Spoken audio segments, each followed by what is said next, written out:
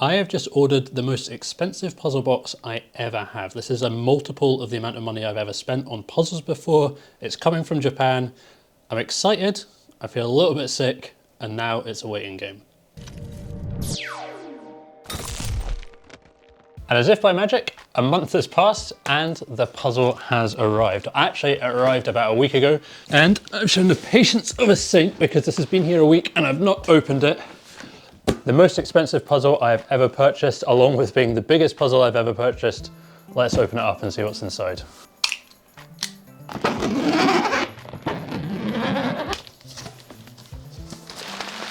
So, I have purchased a lot of Japanese newspaper, but we have a box within a box. It's well packaged. We're going to need the Stanley knife again.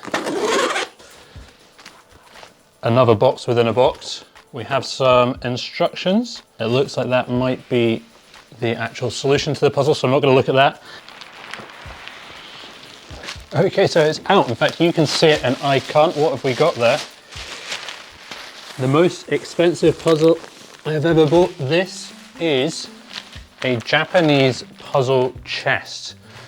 It comes from the Hakone region of Japan, similar to the Japanese puzzle boxes, but I think this one has some extra different kind of tricks to it.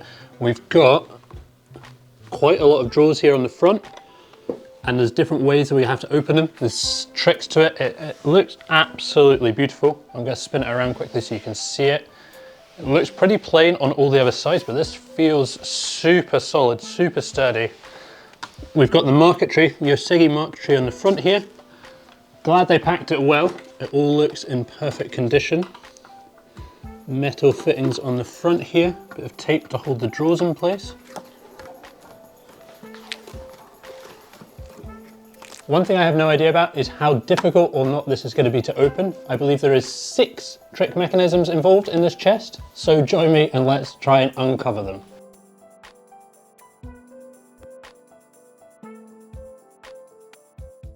Okay, so it seems like this drawer at the front opens out completely. And there's a space in the back there. It looks like there's a hollow section, maybe 20% of the back here. There's a drop down the back of this one. Okay, this one will also come all the way out. So good sized drawers, you could definitely keep a decent amount of stuff in here. Another drawer that will come all the way out. Really nice little handles and marquetry on this. Okay, that one's locked in place, locked in place.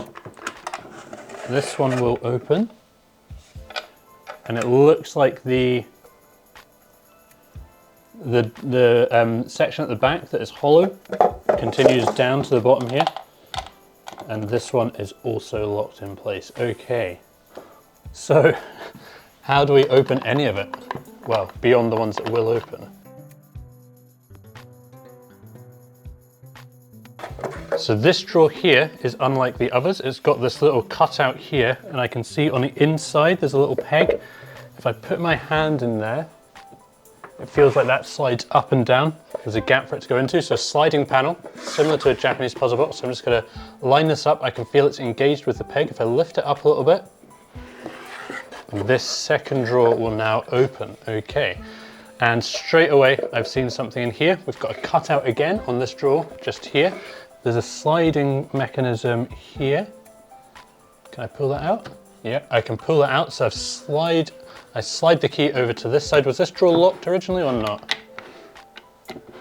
Can't remember which one was locked originally, but now we have unlocked 2 of these drawers.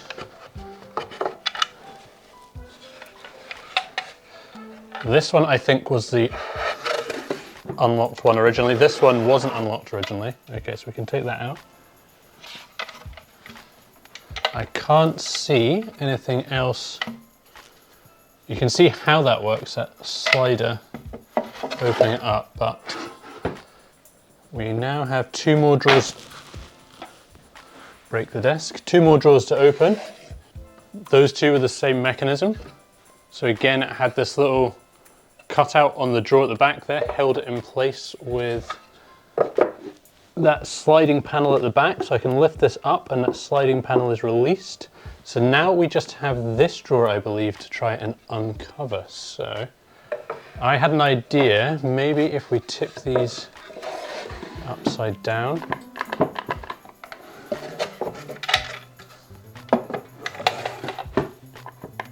No. It's kind of pulling out a little way, just not all the way. Okay.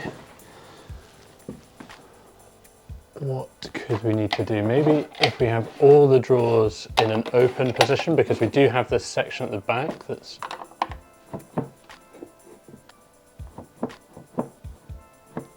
not working. So just a quick aside here, I've actually realized that in order to open these drawers, you don't need to twist this one. I was like pushing this in and twisting it up a little bit. It's literally just the act of pushing it in and out slides that panel up and down at the side.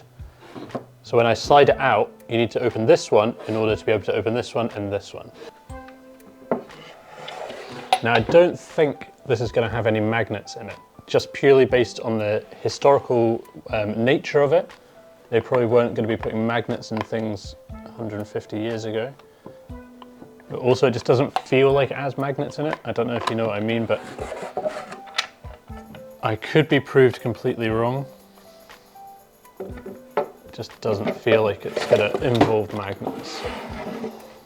Okay, so I've been playing around this for a long time and not getting anywhere with this bottom lock, so I decided to have a look at the stuff that was included originally with the package, like this thing here. It's a little pack, it's got some Japanese writing. Using Google Translate, it says, for the card lock, 2 blank business cards included. You can see we've got some shamrock designed business cards in here and some more Japanese writing. So it says a card lock, so I'm assuming we're going to need to use this here. So probably around the edges. Nothing. I'm a little unsure as to why they've included very Irish looking business cards here with the Japanese box, but okay, it's sticking here. What's happening?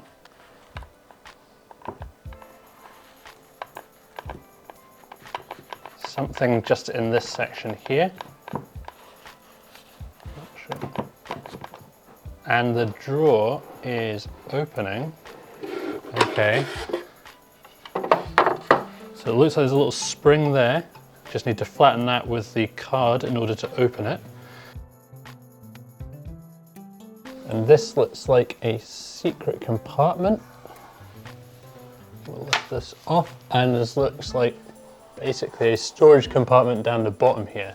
So you can see just in here, this is the sliding mechanism, the panel that slides. When we open this drawer at the top, you can see it slides up and down. That releases those side drawers there.